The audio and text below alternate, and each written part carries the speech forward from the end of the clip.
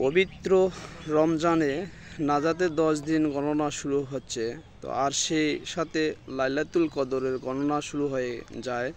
তো আল্লাহ পাকের অশেষ রহমতে আমরা আজকে ইনশাআল্লাহ লাইলাতুল রাতে ইবাদত করব। তো আমরা আজকে লাইলাতুল সম্পর্কে জানব এবং এই লাইলাতুল কদরের অর্থ অতিশয় সম্মানিত ও মহিমান্বিত রাত বা পবিত্র রজনী। আরবি ভাষায় লাইলাতুল অর্থ হলো রাত্রি, যা রজনী এবং কদর শব্দের অর্থ সম্মান, মর্যাদা, মহাসম্মান। তো আমরা আজকে লাইলাতুল কদর সম্পর্কে ইনশাআল্লাহ সবাই জানব এবং ইবাদত করার চেষ্টা করব। এছাড়া এর অন্য অর্থ হচ্ছে ভাগ্য, পরিমাণ ও তাকদীর নির্ধারণ করা হয়। তো এ রাতে ভাগ্য ও পরিমাণ ও তাকদীর নির্ধারণ করা হয় বলে জানা যায়। তো ইসলাম ধর্ম অনুসারে এ রাতে মহানবী সাল্লাল্লাহু আলাইহি ওয়াসাল্লামের সম্মান বৃদ্ধি করা হয় এবং মানবজাতির ভাগ্য পুনর্নির্ধারণ করা হয়। আমরা মুসলিম ভাইদের যারা রয়েছি, আমরা লাইলাতুল কদর রাতে আমাদের ভাগ্য নির্ধারণ বা পরিবর্তন করা হয় বলে জানা যায়। তাই প্রতিটি মুসলমানের কাছে এই রাতে অত্যন্ত তাৎপর্যপূর্ণ ও মহাসম্মানিত হিসাবে পরিণত। পবিত্র কোরআন শরীফের বর্ণনা অনুসারে আল্লাহ এই রাত্রিকে অন্যান্য মর্যাদা দিয়েছেন এবং এই একটি মাত্র রজনীর উপাসনা হাজার মাসের ইবাদতের চেয়েও অধিক সওয়াব অর্জিত হওয়ার প্রতিশ্রুতি দেওয়া হয়েছে বলে জানা হয়েছে।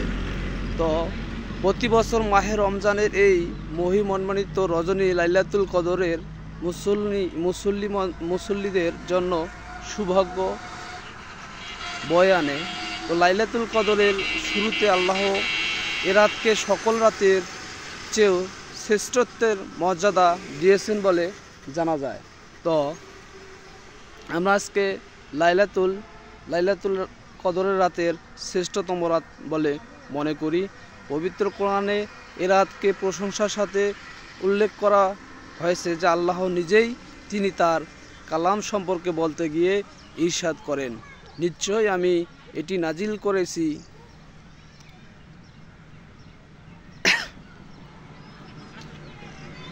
করেছি বরকতময় রাতে। নিশ্চয়ই আমি সতর্ককারী। সে রাতে প্রত্যেক প্রাঙ্গপূর্ণ বিষয়ে সিদ্ধান্ত অনুমোদিত হয় আমার নির্দেশে। নিশ্চয় আমি রাসূল প্রেরণকারী তোমার রবের কাছ থেকে রহমত হিসাবে। নিশ্চয়ই তিনি সর্বশ্রোতা, সর্বজ্ঞ, যিনি আসমানসমূহ, জমিন ও এ দুয়ারের মধ্যবর্তী সব কিছুর রব। যদি তোমার দৃষ্টি বিশ্বাস পোষণকারী হও, তিনি ছাড়া কোনো ইলাহাই নেই। তিনিই জীবন দান করেন এবং তিনিই মৃত্যু দেন। তিনি তোমাদের রব এবং তোমাদের পিতৃপুরুষদের রব। তো আমরা আজকে লাইলাতুল কদর সম্পর্কে ইনশাআল্লাহ জানবো এবং লাইলাতুল কদরের রাতে ইবাদত করব। তো বরকতময় রজনী হলো লাইলাতুল কদর। আল্লাহ বরকতময় বলে অভিহিত করেছেন, কারণ এ রাতে রয়েছে যেমন বরকত তেমনই কল্যাণ। তাৎপর্য বরকতের প্রধান কারণ হলো এ রাতে আল কুরআন নাজিল হয়েছে। আমাদের আল মাজিদ বা আল কুরআন নাজিল হয়েছে। এ রাতে প্রত্যেক গুরুত্বপূর্ণ বিষয় সিদ্ধান্ত লাহে মাহফুজ থেকে ফেরেশতাদের হাতে অর্পণ করা হয় বাস্তবায়নের জন্য।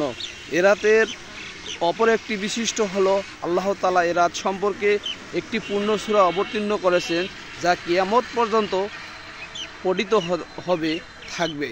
তো আল্লাহ তাআলা ইরশাদ করেছেন, নিশ্চয় আমি এটি নাজিল করেছি লাইলাতুল কদরে। তোমাকে কিসে জানাবে লাইলাতুল কদর কি? তো লাইলাতুল কদর হাজার মাস অপেক্ষায় উত্তম সে রাতে ফেরেশতারা রূহ জিবরাইল তাদের রবের অনুমতিক্রমে সকল সিদ্ধান্ত নিয়ে অবতরণ করা হয়। শাস্তিময় সেও রাত ফজরের সূচনা পর্যন্ত। তা আল কুরআনে নির্দেশ করে বলা হয়নি লাইলাতুল কদর কোন রাতে, তবে কোরআনের ভাষা হলো লাইলাতুল কদর রমজান মাসে। তো রমজান মাসে লাইলাতুল কদর শুধু এটাই বলা হয়েছে, সে কোন দিন নির্ধারিতভাবে বলা এখন পর্যন্ত হয়নি। তো কিয়ামত পর্যন্ত রমজান মাসে লাইলাতুল কদর অব্যাহত থাকবে এবং এ রজনী রমজানের শেষ 10 দিনের মধ্যে হবে বলে সহিহ হাদিসে এসেছে, এবং তা রমজানের শেষ 10 দিনের বেজর রাতগুলোতে হওয়ার সম্ভাবনা বেশি বলে হাদিসে এসেছে। তো হাদিসে আছে রমজানের শেষ 10 দিনে তোমরা কদরের রাত তালাশ করো। তো আমরা বুখারী 2020, মুসলিম 1159 পাতায় এবং রমজানের শেষ 7 দিনের লাইলাতুল কদর থাকার সম্ভাবনা অধিকতর, যেমন হাদিসে আছে তোমরা রমজানের শেষ 10 দিনের বেজর রাতগুলোতে কদরের রাত খোঁজ করে নিতে পারো। তো অধিকতর সম্ভাবনায় দিক দিয়ে প্রথম হলো রমজান মাসের 27 তারিখ, দ্বিতীয় হলো 25 তারিখ, তৃতীয় হলো 19 তারিখ, চতুর্থ হলো 21 তারিখ, পঞ্চম হলো 23 তারিখ। আল্লাহ রাব্বুল আলামিন এ রাতকে গোপন রেখেছেন আমাদের ওপর রহম করে। তিনি দেখতে চান এবং বরকত ও ফজিলত লাভের জন্য কে কত প্রচেষ্টা চালাতে পারে। তো লাইলাতুল কদরে আমাদের কর্তব্য হলো বেশি বেশি নিজের জন্য, আত্মীয় স্বজনদের জন্য দোয়া করলে আল্লাহ তাআলা কবুল করেন।